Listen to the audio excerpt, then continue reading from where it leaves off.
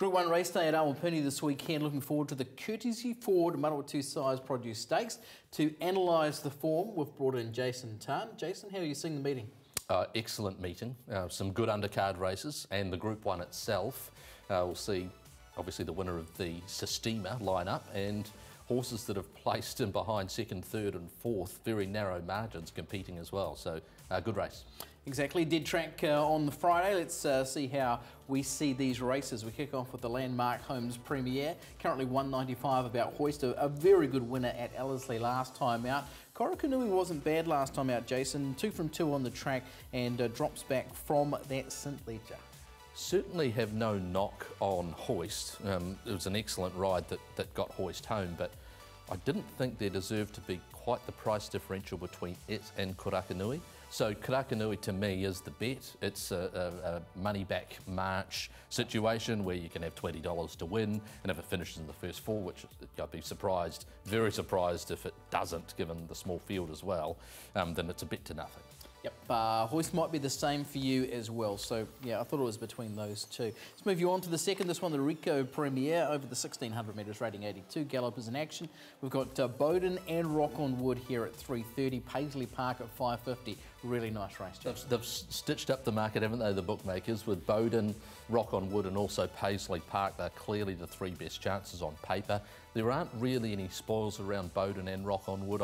I like Rock on Wood as a horse moving forward.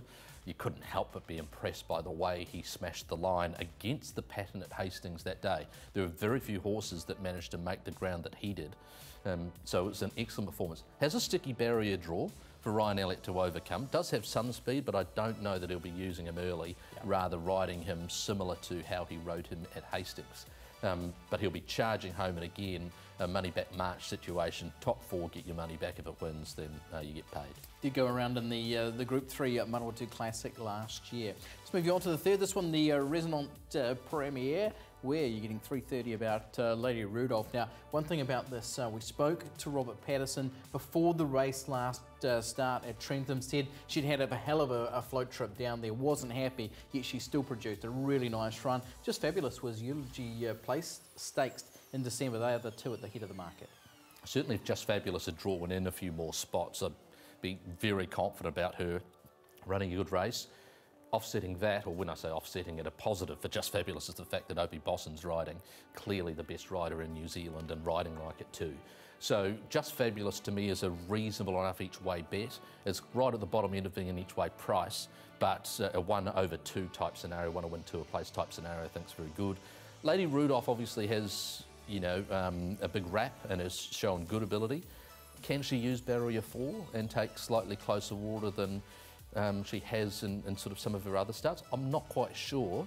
And then where does that place her in the running? Absolutely. So it's, you know, a situation where she just needs to get clear rare to finish on, but Just Fabulous is the each way there. Absolutely. Tricky draws on both those 2 horses for different reasons, as you say. You wouldn't normally think that 4 is a sort of a tricky draw. It's just, her pattern just seems that she doesn't have much to take a spot. So she's always going to be open to a little bit of that bad luck. Yeah, for sure. First of the group races is the 4th. That's the Higgins Concrete Manawa Classic.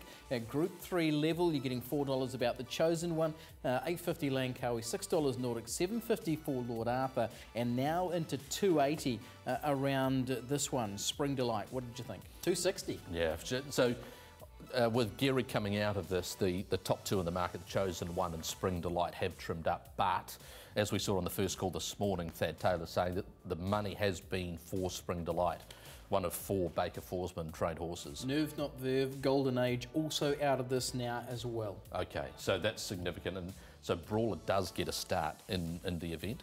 But I was happy in how I assessed it, that the Chosen One and Spring Delight clearly came away from the field and how I rated them. Yeah.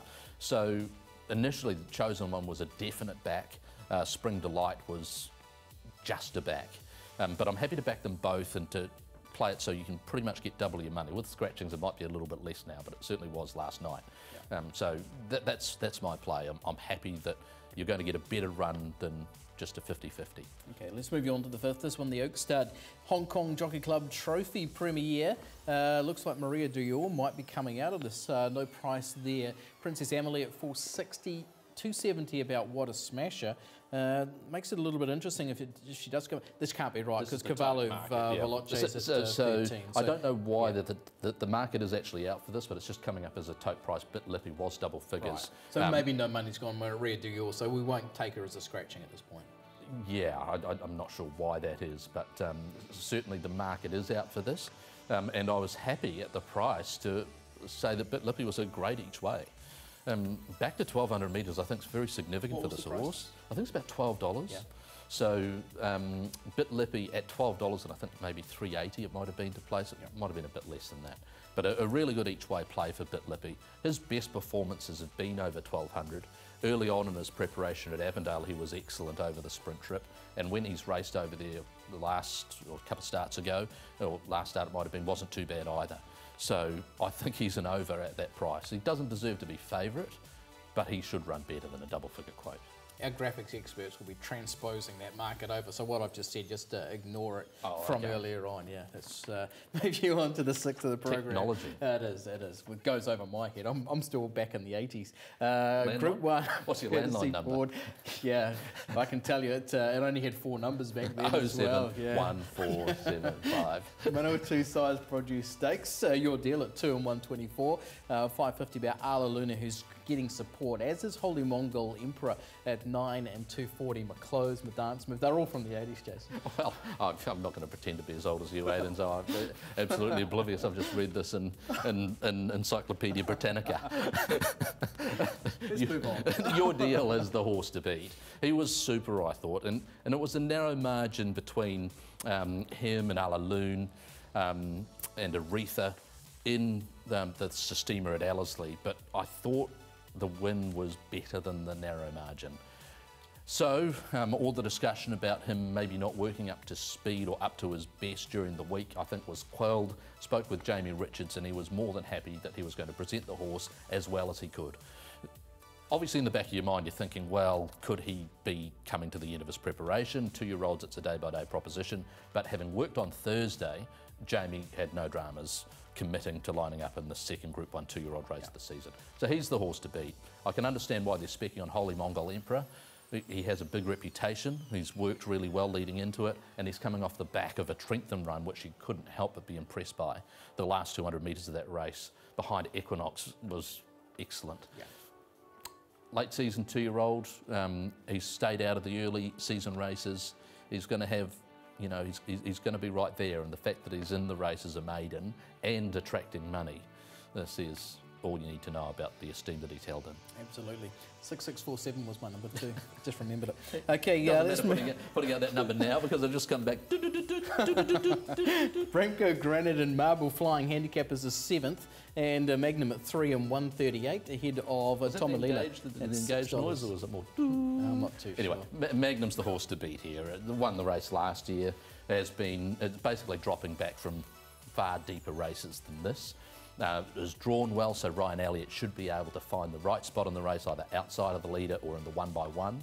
Tomalila has trialled up really well, so there's a lot of respect around her. She too, I think, is in this race as one of the best performed horses. Beefeater with the blinkers on makes some appeal. You would have preferred to have him draw in the inside half as opposed to the outside half of this race. Speed maybe from La Bella Rosa, that could add some speed. Calligraphy possibly as well. But I'm with Magnum. Now remember all my mates' numbers in 4 digits as well. Just this is crazy. Let's move you on to the Group 2 City of Palmerston North Awapuni Gold Cup. Dolcetto at 440 and 175, 550 for both Giovanni Canaletta, who's good, placing in the Kaimai Stakes last time out. Hunter Pence is in great form. Samson, the New Zealand St Leger winner, by a wide margin at $5.195. Oh, wasn't it a win from Samson? But Dolcetto coming off the back of that Taranaki Cup run. Okay, there's a bit of time between then and now, so you are trusting that he's done everything right in the interim. But again, he should map to get a perfect run just in behind some genuine speed with St Emilion in there, an authentic Paddy in there. So he should be able to come off that. He runs Awapuni as well as any runner on the race day. So he's going to, I think, run better than 440 as well. I thought I was a bit surprised. I thought he might have been shorter than that. So I'm happy to play Dolcetto pretty confidently to win. Yep, I'm the same. I really like. Okay, let's move you on to the last of the 9, and this one, the LJ Hooker Premier. Rating 72, over the 1400 to end the program. It's contested at 850. The top, Deerfield was good last time out, 360, 165, but Jonathan Park, geez, he's in great form.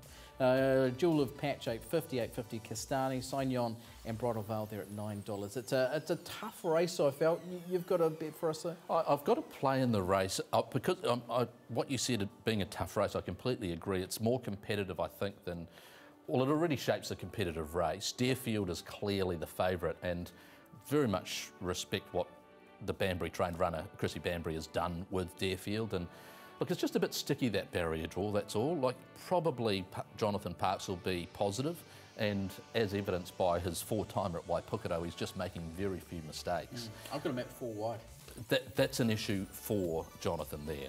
But I thought Miss Contessa and Windsor, off their best ratings in this grade, they were going to run really well for you. The apprentice allowances help back to the grade, so small plays on both of them, I think, there. It's a big enough field where you can back more than one runner in the race, and you're getting great prices, I thought, for both of those horses. So, you know, a unit part, unit type, not overboard, but I think those runners, you know, could lob at good prices. Okay, any specials, or are we just going to go your deal in this? Well, the first call special with your deal into Jip Jip Rock makes a lot of appeal at $4.50 when the multi is $3.60 as we film this. Jip Jip Rock is a part of our Ellerslie preview on the Punters Lounge as well. Click on the button somewhere around, and we'll catch you at Ellerslie.